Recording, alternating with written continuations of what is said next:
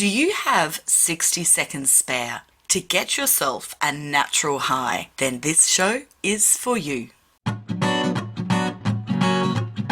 Welcome to Love Life, featuring your host, Jane Donovan. The sun shines bright as it moves across my face. I feel the light. Thank you for joining me on today's episode. I'm quietly, or not so quietly, excited by this episode, as over the past few months, I've started joining some new dots. You know how I love to come up with a new theory?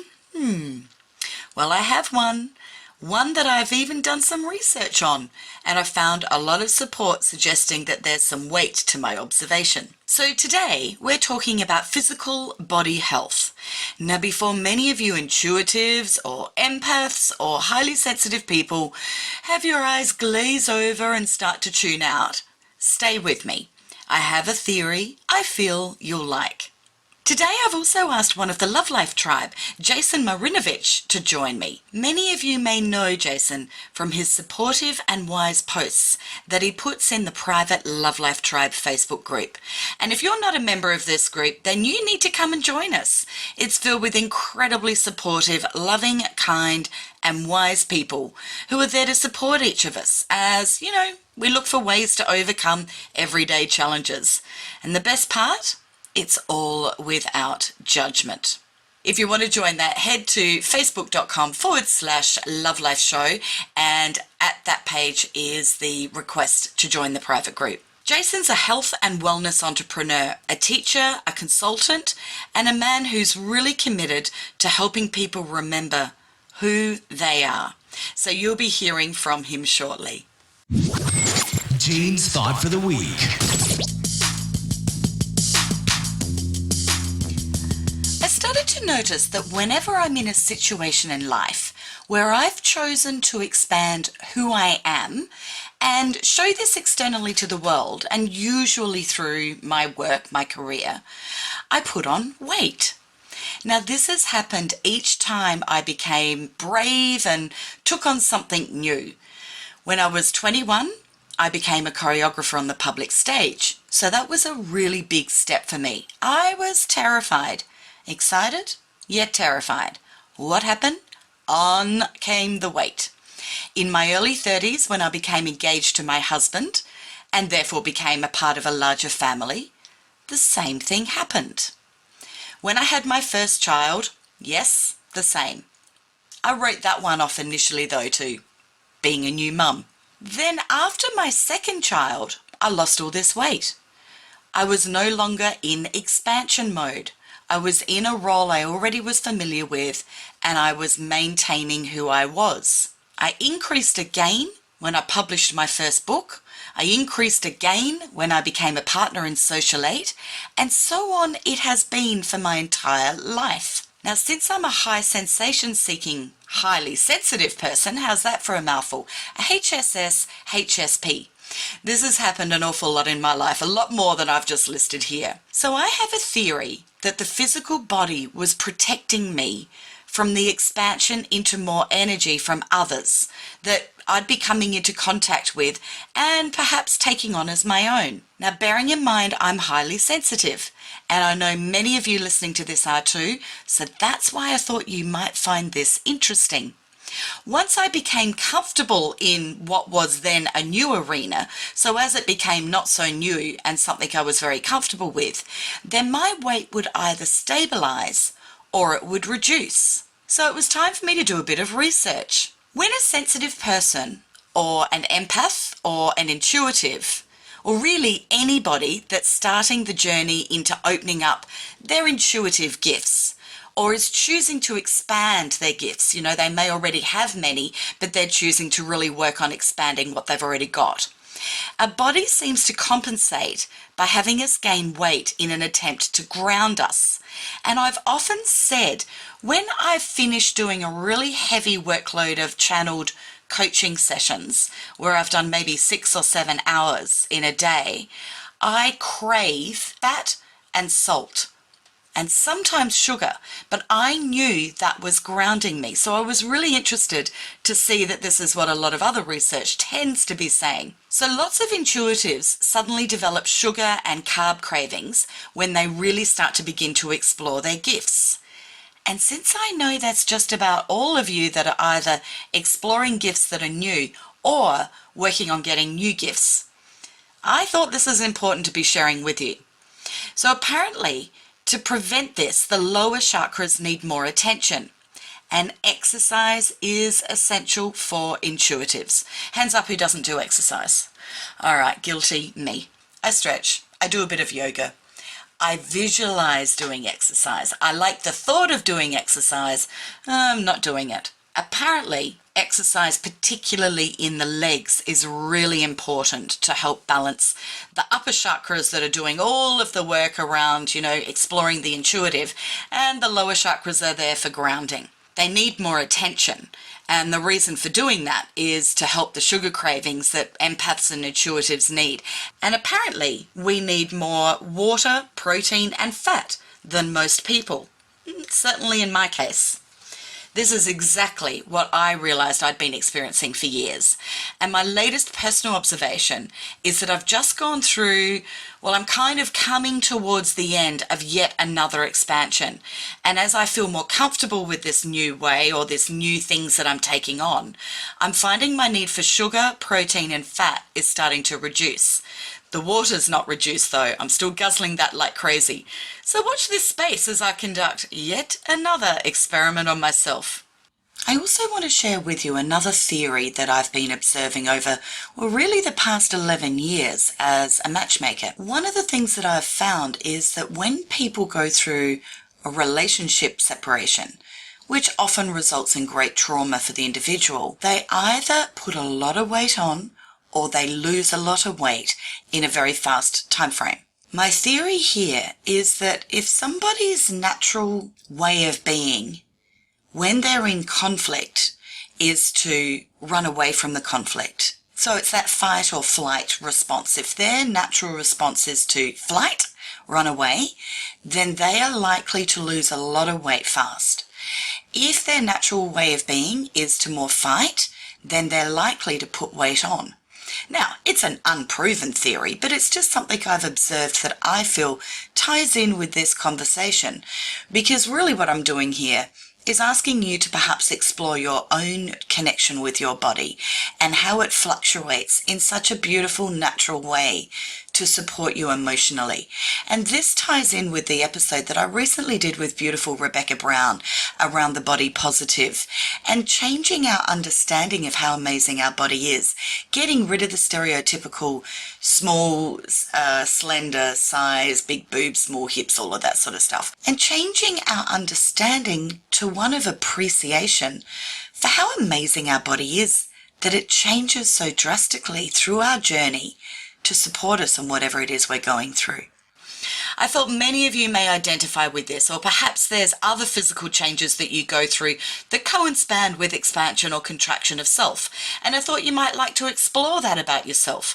Emotional eating was a buzzword, a decade or so ago, I guess, and I certainly believe that that's a particular trigger. However, I feel like this is a different trigger, and one that we can explore to have a greater connection with our physical body. So to learn more about the physical body, I went to the Love Life Tribe and asked Jason Marinovich to join me. It's time to hear from the Love Life Tribe. In a world full of lost souls suffering from disconnect and amnesia, Jason helps people expand their awareness of self through holistic lifestyle coaching. Jason says by practicing mindfulness, you can reconnect to your authentic self and remember once again who you are, why you're here, and what your purpose is. So I thought it was time to have him join me on the show to share some of his beautiful wisdom around physical health and how we can take those bite-sized steps towards a deeper connection with the physical body.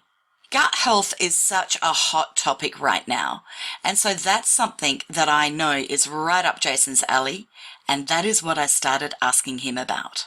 I mean, this goes way back to Hippocrates' days, where he said all disease begins in the gut. And to this day, that's pretty much being proven right. Yeah. Haven't they now proven that the gut has a memory? Like they're saying it's got its own brain. Yeah, well, and I mean, there's certain studies that show there's more neurons in the gut and your spinal cord combined than there are in your brain. That should give you an indication of how powerful an influence your gut has on your decisions and your choices and your emotions to the brain. We've always had that saying, haven't we, of, I can feel it in my gut, or it's a gut instinct. And of course, I think I use the language of intuition. And it is often, I know that when we say, well, where are you feeling that? It's in my gut. I'm feeling it in my gut. So is that the same thing? Yeah. I believe your gut is the foundation of your physical body. And that builds up to your heart, which is the foundation of your emotional body, and then that goes to your brain, which is the foundation of your mental body. And altogether, these form your soul or spiritual body, but I do believe it all starts with that foundation of your gut. And if that's in disarray, then so will your other bodies be as well. So where does somebody start to get a healthy gut? Well, it starts with intention, with awareness, with knowing that something needs to change. It starts with having an awareness of if something is not working in your life, then you need to understand that. And probably the best way to understand that is to ask, be curious, and question what's going on in your body, in your relationship, in your life. And if there's anything that is incongruent with what you actually want, then maybe it's a good time to come back and look at your physical body as a foundation of changing something else in your life. I believe you can create better relationships, better businesses, get more wealthy by focusing on the health of the body, because that affects the health of your mind and your choices. So looking at your life, how are things going? If they're not going according to how you believe they should be, let's come back to the body and build that foundation. So from that healthy foundation, that physical, strong body, we can create better choices. I find this fascinating, Jason, and it's such wonderful timing that we're talking today, because a lot of particularly highly sensitive people really struggle with their physical health because they spend a lot of their time trying to manage their everyday emotional well-being. And so the physical will often suffer. I haven't got statistics on this, but I'm led to believe that a lot of sensitive people have trouble with addictions or have trouble really connecting with their physical body. And yet, when somebody is suffering from depression, or even if it's not depression, but it's depressive thoughts, depressive moments, the first thing that the GP, the general practitioner, Western doctor will say is get moving. And that's actually good advice, isn't it? Yes. And I know that whenever it's probably the last thing you feel like doing when you're in that particular mindset or that particular emotion, and you have to literally put your big girl or big boy pants on and force yourself to do it. But what I feel is really important is that when people force themselves to do that, go for that walk or do that yoga class or get on the Wii and do something, exercise that way, whatever it is people do, get to the gym. We have to start documenting what we felt before and what we feel after, because it's a very fast change, isn't it? Oh, yeah. When it comes to depression and anxiety and those sort of mood disorders, it's basically your body and your mind being stuck. It's stuck in a certain space of thinking or feeling. And when you're moving, when your body starts to move, there's a lot of changes that are happening, not just physically, but there's hormonal changes. There's changes in your neurons and a lot of things. And this simple act of movement, this physical movement, can change the way you see yourself, the way you see the world, and it can change, especially after a high intensity workout. There's a lot of science coming out showing that you can get the benefits of a 10-minute high intensity workout, as you know, which is just the same as doing 60 minutes, and you get this massive, what we were told was a massive endorphin rush, which changes how you feel after the workout. But actually, it's coming to be shown that it's not so much endorphins that are giving you that runner's high. It's more your endocannabinoid system. So the endogenous cannabinoid molecules in your body that give you that high. So by moving your body, you release these molecules that affect your emotion. And I think that's pretty powerful to know that you actually can control the way you think by the way you move. It's fascinating. I'm loving this because I know that I personally have spent a lot of time on the mind and the heart connection and dealing with my emotions. And I guess like anything, it will always work for me, but it's only going to work so far until you connect the full body, mind, soul experience. And so I'm sure that if I'm like this, there are plenty of our listeners that are in a similar situation. It's time for us to all get moving. So you've used language that I've never heard before. It sounds super impressive. I won't even try and repeat those words. But, you know, there's been a lot of talk also, though, about so movement. We've done the movement of getting your emotions and your mindset shifting as a result of the movement. Movements don't have to be big and they don't have to be long. A simple 60-second squat. So just from a standing position, squatting down and exhaling, and then standing up and inhaling. Doing that for 60 seconds, that'll make a big difference in how you're thinking and feeling. I remember a wonderful wellness guru sharing that the downward dog, the yoga position of downward dog. And I've done that. If I've had a moment of anxiety or fear or, I don't know, just anything that's a yucky, just that fleeting thing of, oh, yuck, I feel stuck, going straight into downward dog and holding that again for probably only 60 seconds does it. So these are quick, fast, effective things that everybody can do and no one's got any excuses, because I know the thought of, oh, I've got to go to the gym 5 times a week, I've got to do an hour workout, I've got to drive there, I've got to organize babysitters, I've got to find the time. It isn't possible for a lot of people to do that. So I'm loving this short, get this shift happening.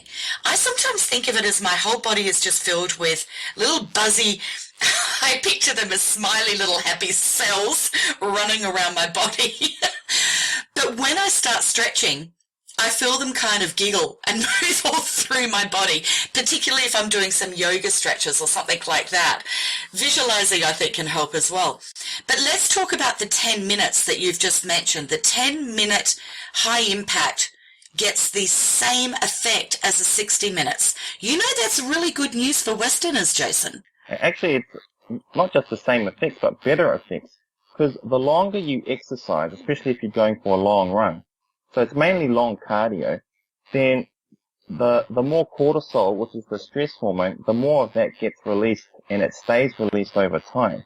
Whereas these short impact interval, high intensity interval sessions, the cortisol, you still get that effect during the exercise, but there's less of an effect after the exercise.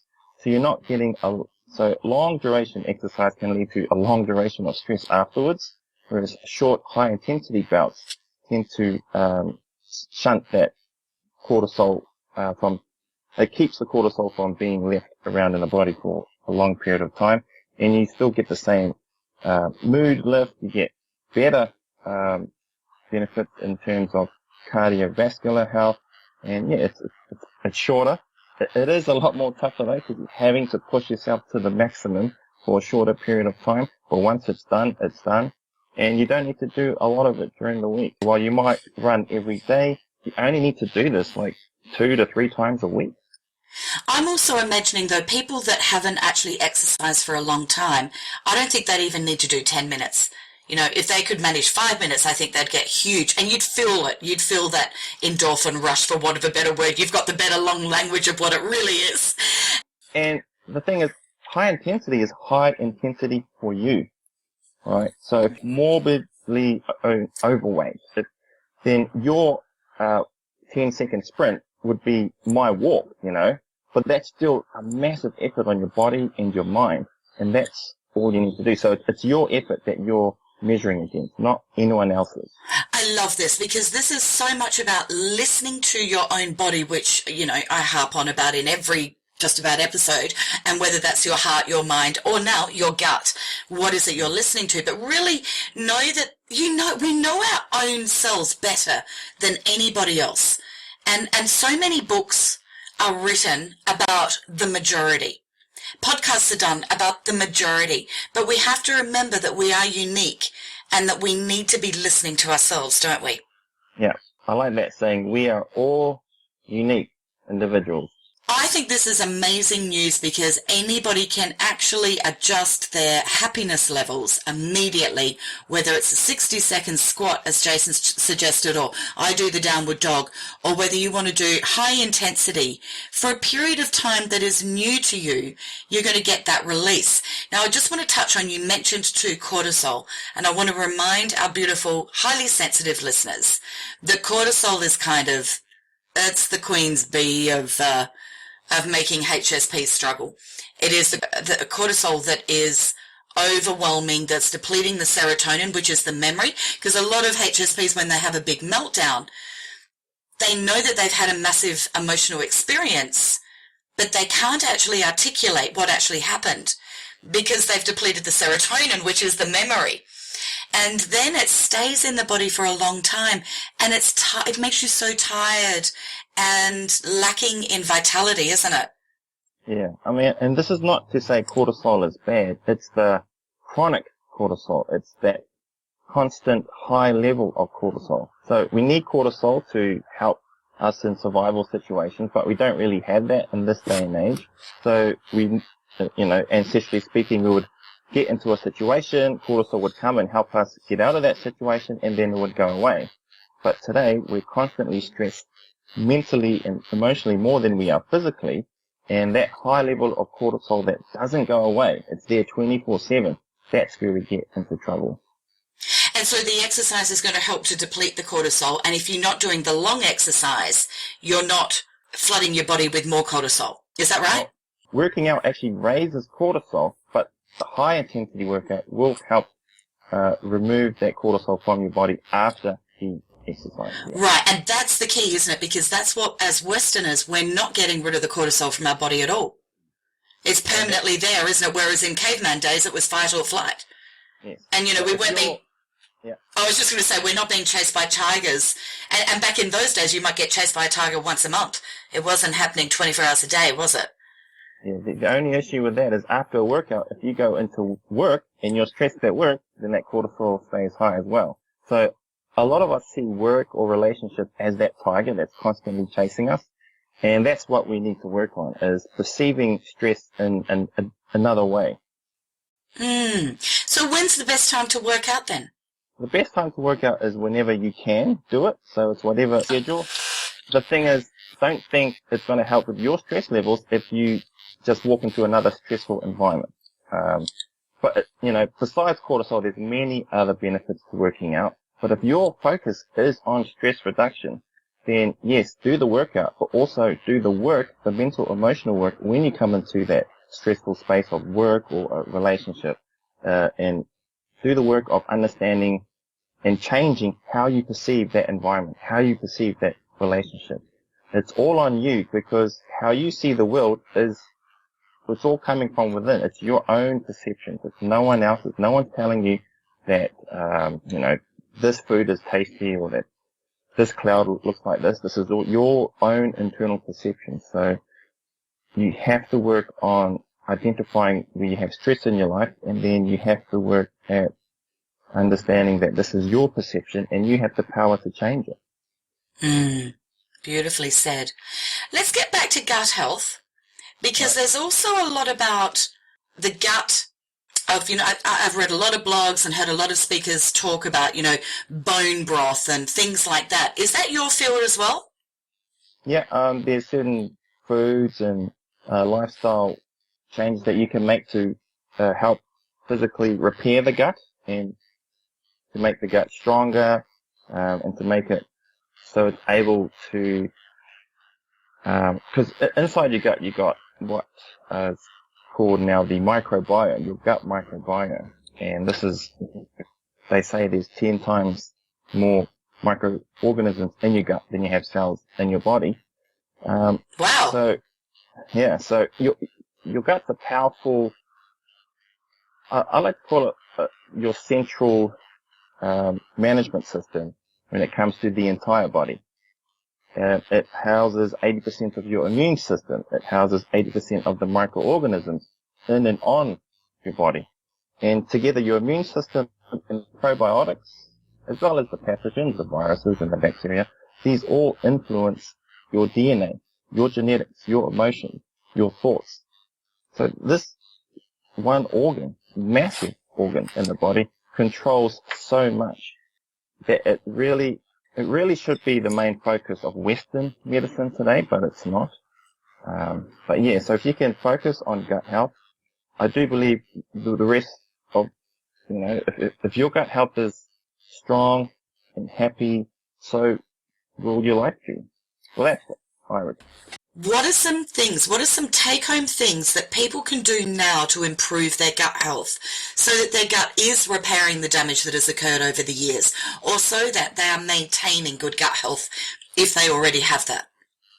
Well, the first thing I want to do is remove the substances that are irritating the gut, that are causing inflammation in the gut, that are stressing the gut. And the biggest one today would probably be vegetable oils and pesticides and herbicides. So if you can move away from the industrial seed oils, and if you can move away from as much as you can't be 100% perfect. It's all about progress. If you move towards organic foods, this will prevent the gut from attaining more stress, more inflammation. So removing the gut irritants is the first step. Can I just ask, what oil do you use to replace the oils that they may be using in cooking? When it comes to fats, you want to stick to animal and fruit fats. Okay? So there's no such thing as a vegetable oil, but there are fruit oils and animal oils. Don't be scared or worried about saturated fat. Don't be scared or worried about cholesterol. This is all junk science. It's all turning around today. We're finally coming to realize it was all made up with the help of the sugar industry. There was a lot of stuff going on there.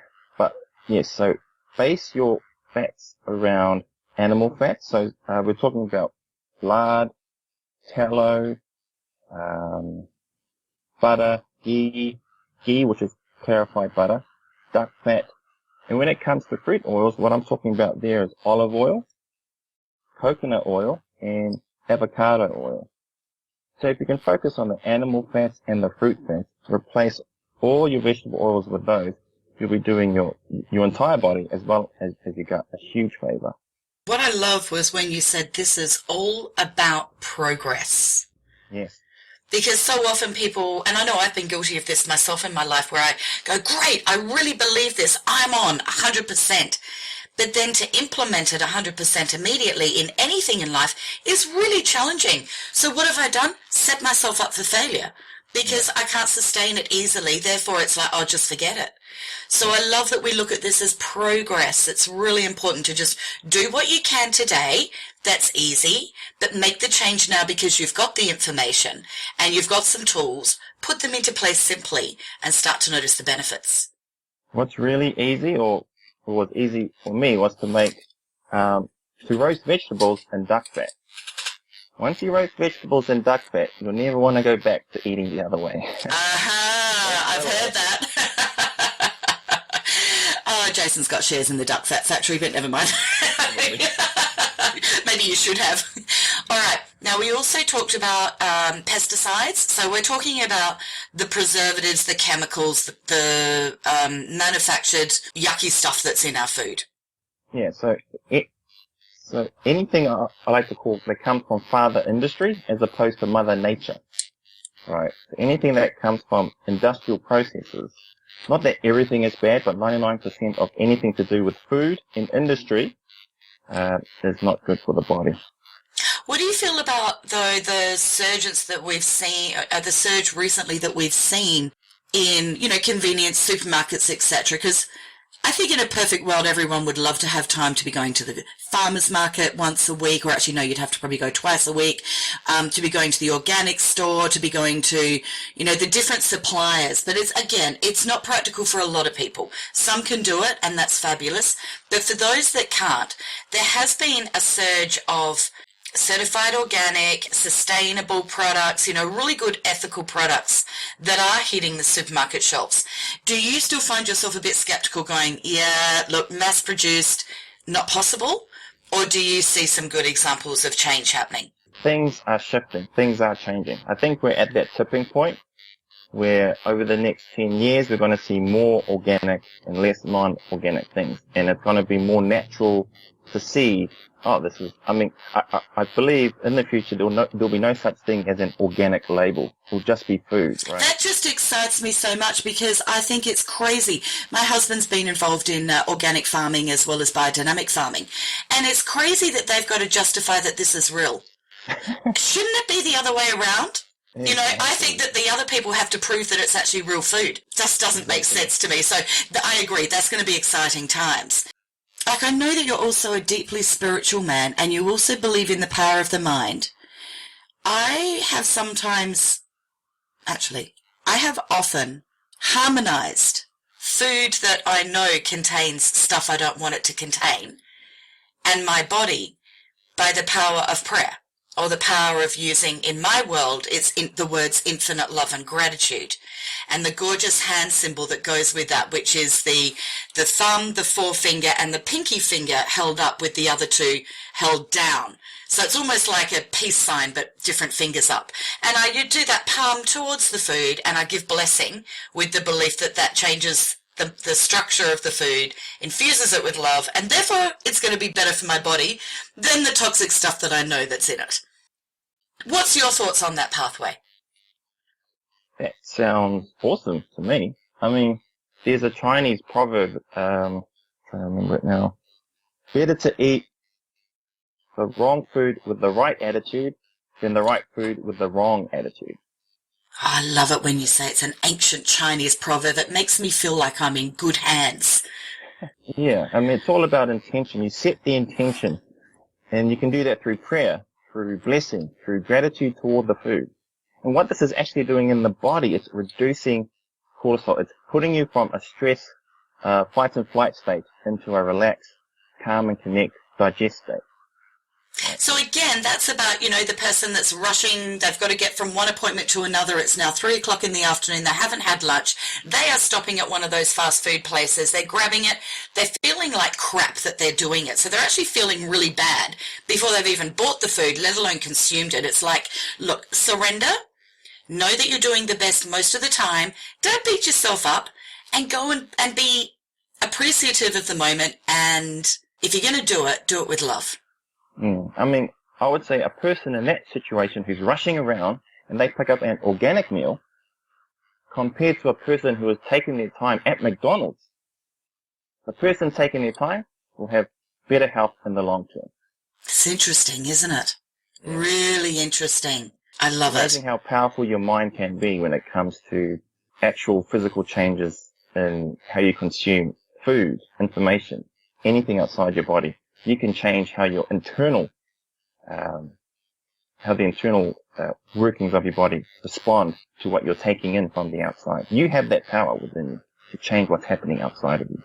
We are very powerful. Jason, I believe that you've probably got some gorgeous words to help people to set an intention for their physical body, because I'm not a fan of setting the intention of, I want to lose 20 kilos. I want to get into a size 10 dress size. I want to wear bikinis this summer.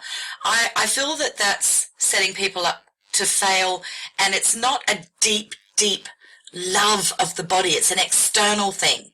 What's something that we can help people to get really heart-centered with their mind to appreciate and love their gut so that they can have a fabulous physical experience? Well, you want to ask yourself why you want that superficial external number on a scale or number on a measuring tape. Why do you want that? And the better question, I guess, would be, okay, you've got that body. What will that now give you? Okay. So what will you do once you have that body? Because that's just a stopgap to what? Alright. So what happens after that?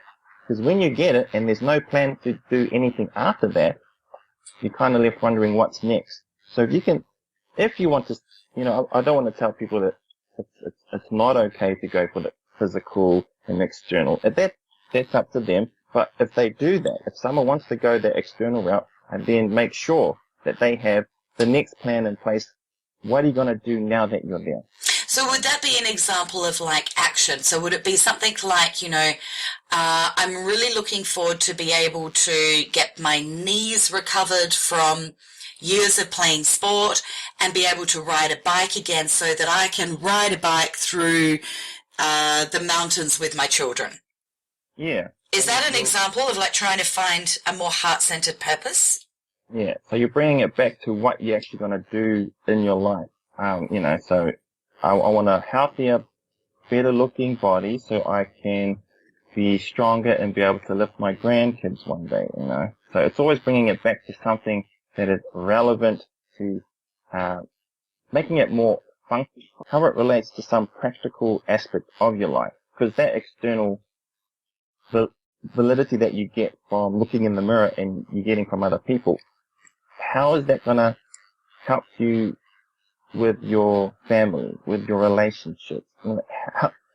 In real world terms, how does looking good in the mirror help you be a better person in the world? And in reality, it doesn't. So you want to be healthier, you want to be stronger, you want to look good. Why? Well, how is that going to help you in your relationship, in your job? What is that going to give you? So yeah, you got to go deeper. And so to go deeper, it might be something like, I believe that this will give me the confidence to stand in my power and speak up more. I believe that it will give me pride in achievement because it's been a long time since I've achieved a goal that was personally just for me. My goals have been about my family or my children or my friends or supporting my employees or whatever. So bringing it to self, I think, is a good one as well, rather than external to other people. Yeah, and a good question on that is, who are you doing this for, really? Yeah, that does lead perfectly to that, because I think that connection to physical health has to always be about, connection to any part of ourselves, heart, mind, soul, physical, has to be for ourselves. Change only comes when it really, lasting change only comes when it's really done for ourselves, isn't it? Yeah. And once you accomplish that change, if it was for someone else, you don't feel anything once you've got it. If it's for you, you feel like you've just won the lottery. It's like, yes, I did this for me. I received this. I gave this to myself and I received it wholly. Very self-empowering. I also feel that, you mentioned before, I'm going to bring it up again because it was beautiful words, that it's all about the progress. So, in NLP, chunk it up, get the great big dream happening of whatever that looks like, but then let's chunk it right down to bite sizes so that you're celebrating every inch of the way. You're gathering the evidence of your success of feeling better. And I think for most people listening to this podcast, the reason that they would want to be making these changes to their gut health, to their physical health, is to feel better within themselves. Yeah. And so celebrate those